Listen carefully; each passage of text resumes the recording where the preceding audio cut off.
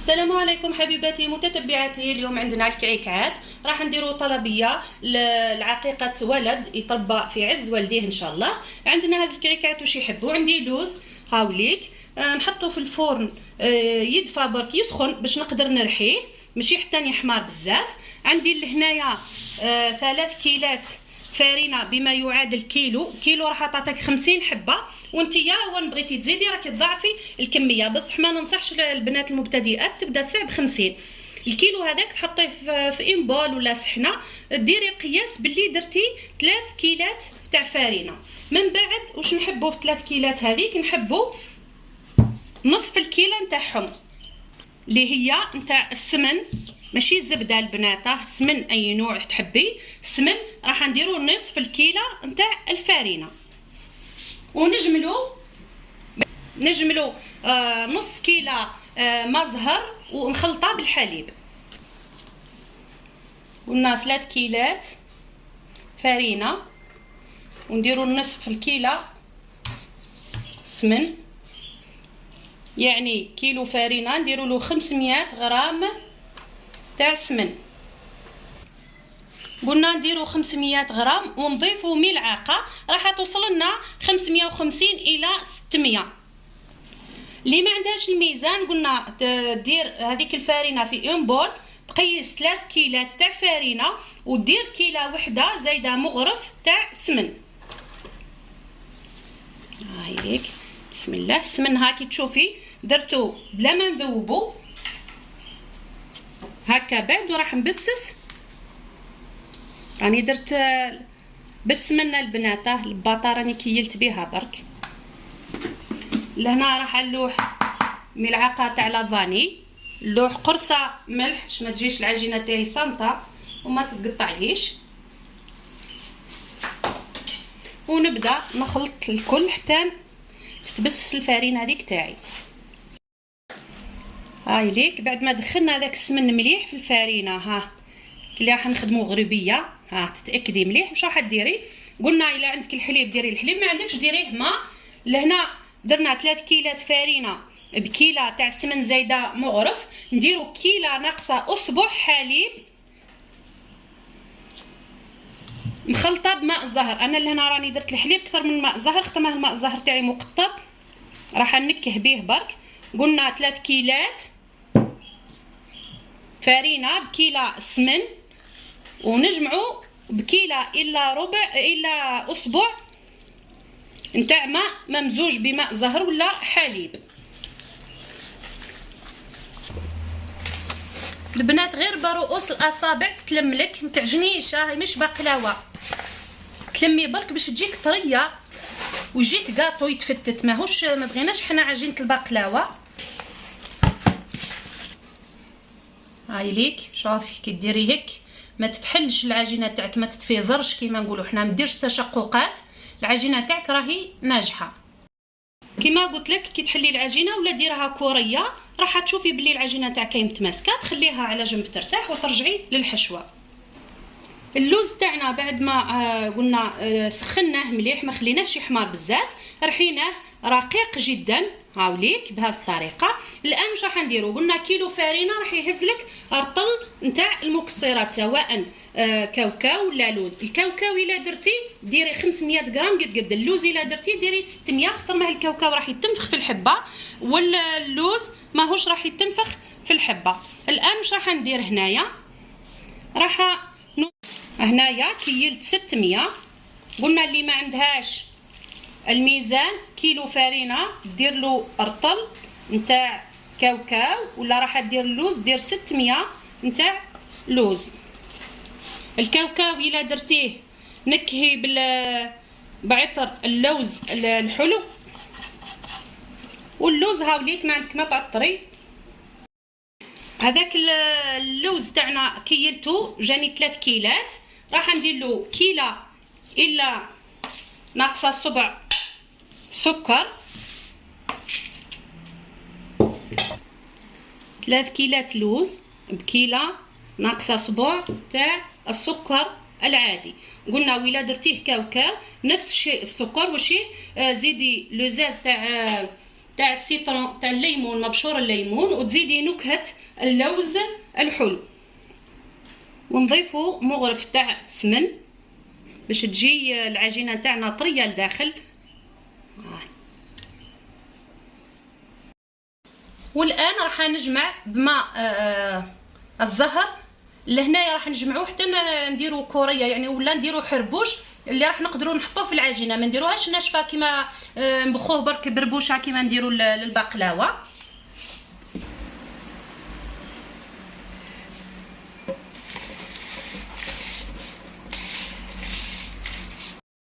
هاوليك كي تحسي فيه معلك تخدمي باليد الاخرى. راح نقدروا نديرو حربوش ما يتفتتش. صافي تحبسي لهنا ما زهر. البنات هنا راني مانيش من نوع كي نخدم نوزن، نعطيك عينك ميزانك. انتي كي ديري هكا للحربوش تاعك دوريه هنايا، اذا كان كاوكاو ديري الحربوش شويه رقيق خاطر ما راح يتنفخ، الا كان لوز كيما درتيه راح يبقى لك. صافي هذا هو القياس. قيس 4 اصابع يعني الايادي تختلف، وتحطي حتى تكملي باش تسهل عليك العمل. بعد ما كملنا اللوز تاعنا راح نرجعوا للعجينه نحلوها البنات كيما نحلو البقلاوه رقيقه.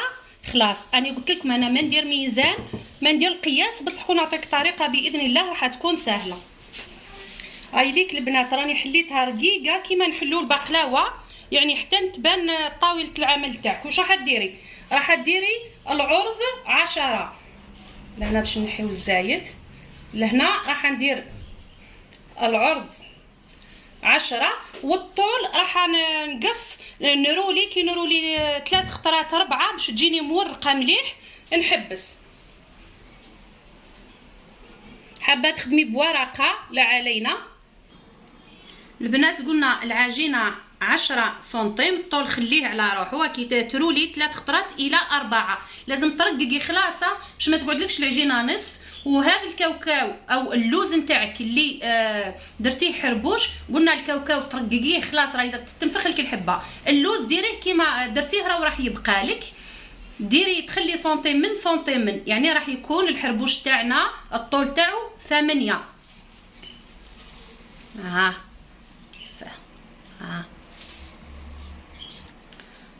دورنا دورة أولى، الثانية، الثالثة. لهنا راح نقطع.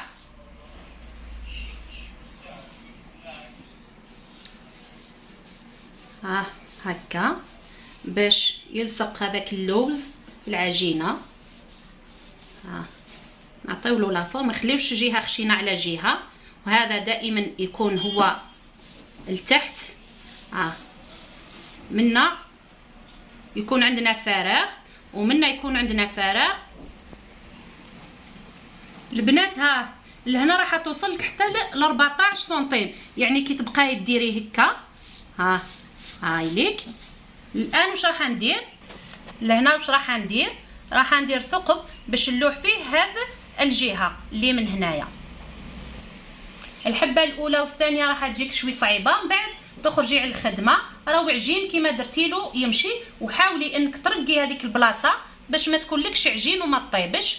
هاي ليك. بهذا الشكل. العجين انت اللي تتحكمي فيه. الان واش راح ندير؟ كاينين اللي مول هادو تاع الحديد، وكاين اللي ما عندهاش هادو تاع الحديد. كاين هذا بصح ما فيهش هادو، انا ندير فيه يعني عادي كي عاد راح يتقلاصا ما يبانوش. تحطي باش يحكملك لافورم تاعك، ماهوش كيما العرايش وهذاك نديروهم بلا مول. بصح هذه زايد البسوس تاعها كون ما ديريهش في المول راح يروح لك الشكل او لافورم تاعها. هاي لي كيف حلينا العجينه كي تشوفي في طاوله العمل تبان. لهنا قلنا هنا 10 راح نديرو الحربوش تاعنا تاع اللوز 8 راح نخليو سنتيم من سنتيم من. هاي ليك بهذه الطريقه. كي تغلفي بعد راح تشوفي الحشوه تاعك. هذه عندنا 1 2 وعندنا 3. لهنا راح نقص بهذه الطريقه. نحاول اني نقفل هذيك العجينه. هاي ليك عندي لهنا الفراغ منه من راح ندخل جهه. هاي ليك العجينه راكي تتحكمي فيها كيما بغيتي. الحبه الاولى دائما راح تجيك صعيبه حتى توالفي العمل. هاي ليك وتحاولي انك تغلقي وتضغطي شويه باش ما يكونش عجين هنايا ما يطيبش. بهذا الشكل. حطوه في الفرن 180 درجه حتى تشوفيه حمار لك وتقلبي المول تاعك تكملي له على الجهه اللي منها. لهن بعد ما طابت الكعكات تاعنا ها مليك ها بلا كلاصاج. ها كيفاه جات مبسه طريه الحشوه رائعه جدا. الان راح نديرو الكلاصاج. لهنا واش راح نديرو؟ راح نديرو اليوم الكلاصاج بلا بيض بما انه راكم تشوفوا في الاسعار. في بلاصه البيض راح نديرو كاس حليب. عندنا كاس زيت، كاس حليب، كاس ما زهر، ونص كاس نتاع ليمون. عندنا لهنا نص كاس تاع الليمون يعني تعصري 2 حبات ولا 3. تزيدي كاس ماء الزهر وتزيدي كاس زيت. ديري السوائل كامل مع بعضها ونديرو كاس تاع الزيت. لهنا البنات السكر ماجيك هذا راه كاين نوعيتين. كاين نوعيه اللي راح يخرج لك اللون اللي تحبي وكاين واحد كي تلوحيه ما يديرلكش اللون اللي بغيتي. ولهذا تقدري تزيدي تضيفي الملون اللي بغيتي. بسم الله. الكميه اللي درنا تاع السوائل تهزلك 3 باكيات تاع السكر ولا 2 وفايت النص. هاي ليك. والبنات ديري في حاجه واسعه وخدمي بالكف تاعك كيما تخدمي لاكريم باش ما يكونوش هذوك الحبيبات نهائيا ويجي الكلاصاج تاعك يبري وما فيه حتى حاجه.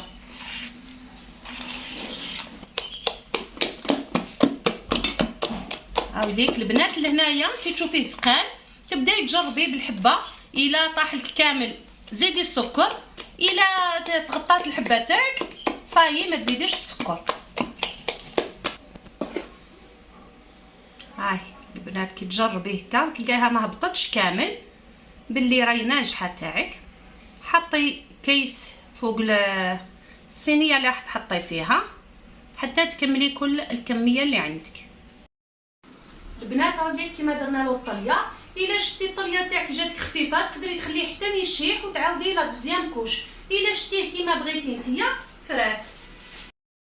البنات بعد ما ييبس من اللورا بالعقل تنحي الزائد برك. هذاك الزائد هذاك الا ما بقاتلكش طليه تحليه بشويه ما زهر باش الديكوري. وعندي لهنايا هذا اللماع الغذائي راح نعطيها لمعان. كاين الاصفر الابيض الازرق. انا اخترت هذا باش يعطيني لمعان برك ما بغيتش اللون يروح. هاوليك بهذه الطريقه. نشوفوه في صحن التقديم باذن الله. الكعكات تاعي راهم جاهزين. عامليك نتمنى يكونوا نالوا اعجابكم والسلام عليكم.